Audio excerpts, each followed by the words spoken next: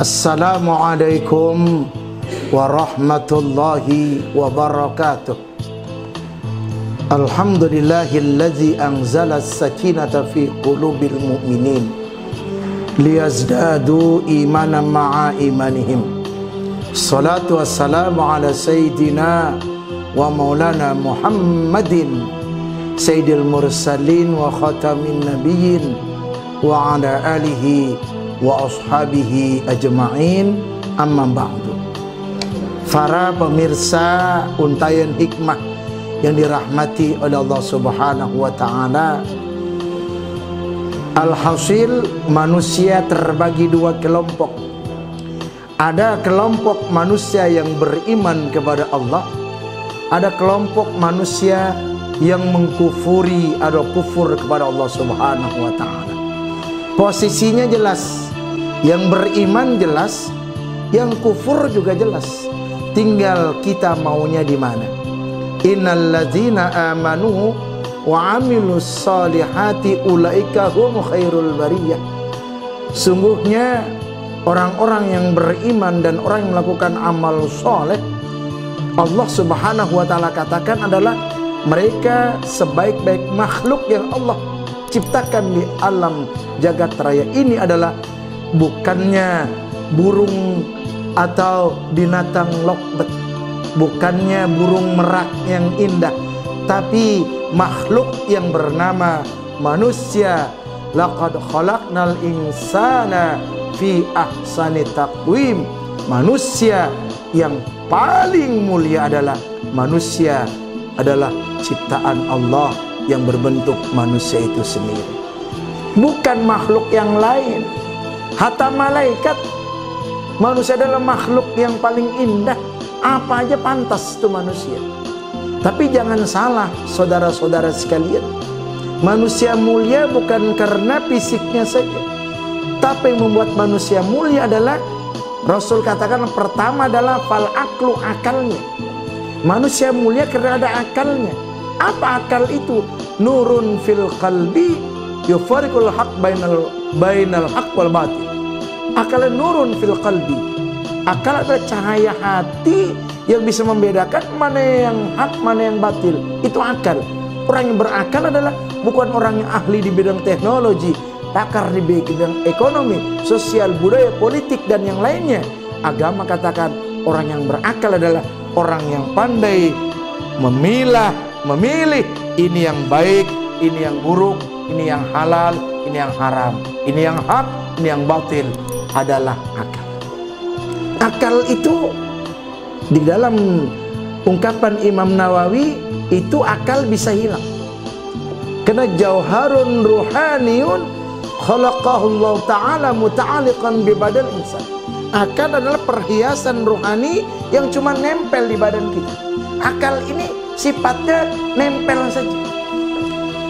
Akal ini bisa hilang. Sering kita katakan, dia menghilang akal, pantas cengar-cengir di perapatan sendiri, akalnya aja hilang. Pantas dia menghilang akal, nggak pernah mandi. Pantas dia menghilang akal, berani melakukan sesuatu yang dilarang oleh agama. Akal bisa hilang karena akal cuman hinggap dan nempel di badan manusia. Apa yang menghilangkan akal itu? Akal kok bisa hilang? Iya, akal itu bisa hilang. Fal ghadabu yuzilul akla. Kebencian, marah bisa menghilangkan akal. Kita lihat orang kalau sudah marah, akalnya hilang. Suami marah, gelas dibanting, piring dibanting, semua jadi banting, perabotan rumah dibanting, akalnya lagi hilang. Ketika akalnya kembali lagi, ketika dia mau makan, mau minum, pada kemana nih gelas? Udah ente banting. Ketika itulah akalnya hilang. Ketika dikembalikan sama Allah, baru sadar, oh iya, ternyata tidak baik ketika kita melakukan hal semacam itu. Membanting piring, banting gelas, apalagi sampai ada yang nekat membakar rumahnya. Allahu Akbar. Akalnya hilang. Yang kedua adalah wadin, agama. Agama ini orang dibilang mulia manusia karena ada agamanya. Sehebat apapun manusia, sekaya apapun manusia, kalau nggak ada agamanya, mikir kita. Makanya dianjurkan, wahai para pemuda, yang pemuda maupun yang duda, kalau cari bini bukan sekedar cantiknya, tapi din, agamanya.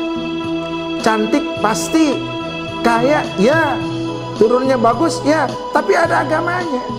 Kalau cuman cantik saja, kaya saja, tetapi agamanya tidak ada, mikir kita. Manusia mulia karena ada agamanya. Tapi Rasul katakan adalah agama itu bisa hilang. Apa yang menghilangkan agama? Bahwasanya wal hasad yuziluddin, kebencian, hasud itu bisa menghilangkan agama. Lihat orang menghasud. Hasud itu adalah mengharap-harap nikmat orang lain hilang. Itu dengki namanya. Itu hasud.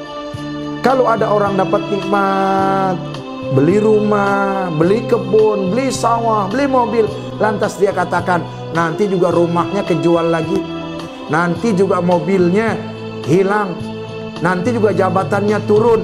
Berarti orang ini hasud, dengki, saudara-saudara sekalian.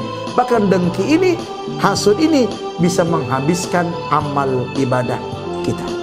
Kita berharap kepada Allah, Allah berikan kita akal ini, Allah berikan kita, Allah jadikan kita manusia, jauhkan sifat dengki. Tapi perlu dicatat saudara, kita ini tidak lepas daripada kanan kiri depan belakang orang yang dengki sama kita. Rasul katakan, kullu dinikmatin mahsudun, setiap orang yang dapat nikmat banyak yang iri sama kita. Waktu kita miskin nggak ada yang iri sama kita. Waktu kita susah nggak ada yang iri. Ketika kita mulai merangkak, kita mulai punya kerjaan, mulai kita punya rumah, mulai kita punya penghasilan, mulai banyak orang yang iri. Jangankan dari orang lain, terkadang dari lingkungan kita, dari keluarga kita sendiri, ada orang yang iri sama kita. Oleh karena Rasul katakan, makanya jangan kita suka pamer kalau kita tidak ingin diirikan oleh orang lain. Tidak pamer pun orang lain sudah iri sama kita. Udah sunatullah itu. Orang yang sholat saja terkadang ada orang macam-macam. Iya pantas dia merajin sholat, pengen dipuji sama orang. Orang sholat aja masih diomongin gitu. Oleh karena itu saudara, para pemirsa Undan Hikmah yang dirahmati oleh Allah, semoga kita ibadah ini adalah tidak mengharapkan apapun dari siapapun. Mudah-mudahan kita berharap amal ibadah kita hanya ingin mendapatkan ridho Allah Subhanahu wa ta'ala. Yang terpenting adalah ingat, ada ungkapan Fudail bin Iyad, tarkul amal li ajli nas riyaun, meninggalkan amal karena manusia riya hukumnya. Wal amalu min ajli nas syirkun, dan amal karena manusia musyrik hukumnya. Artinya adalah kita beribadah bukan karena siapa-siapa, seperti ikrar kita dalam sholat. Ketika kita selesai takbir, iftitah, ada ikrar kita, ada perjanjian kita dengan Allah. Inna sholati wa nusuki wa mahyaya wa mamati lillahi rabbil alamin. Sungguhnya sholatku, ibadahku, di sana ada puasa, ada zakat, ada haji, ada sabilillah, amal-amal soleh, hidup matiku lillahi rabbil alamin. Demikian yang dapat saya sampaikan, semoga bermanfaat. Insya Allah kita akan bertemu kembali dalam Untayan Hikmah yang berikutnya. Insya Allah kiai-kiai kita, guru-guru kita di PPT PMMI akan melanjutkan Untayan Hikmah yang luar biasa, yang lebih hebat lagi. Masih banyak ulama-ulama kita dalam Untayan Hikmah ini. Semoga Allah meridhoi kita semuanya. Selamat tahun baru, selamat menghadapi 2021 ini. Semoga Allah Subhanahu wa ta'ala memberikan keberkahan kepada kita semuanya. Usikum wa nafsi bitaqwallah, wallahul muwaffiq ila aqwamit thoriq. Assalamualaikum warahmatullahi wabarakatuh.